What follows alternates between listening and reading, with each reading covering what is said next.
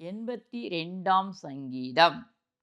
தேவ சபையிலே தேவன் எழுந்தருளி இருக்கிறார். தேவர்களின் நடுவிலே அவர் நியாயம் விசாரிக்கிறார். எதுவரைக்கும் நீங்கள் அநியாய தீர்ப்பு செய்து துன்மார்க்கு முகதட்சணை பண்ணுவீர்கள்?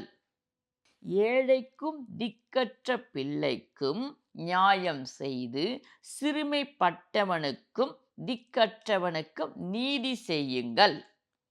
பலவீனனையும் எளியவனையும் விடுவித்து துன்மார்கரின் கைக்கு அவர்களை தப்புவியுங்கள். அறியாமலும் உணராமலும் இருக்கிறார்கள், அந்தகாரத்திலே நடக்கிறார்கள். தேசத்தின் அஸ்திவாரங்கள் எல்லாம் அசைகிறது.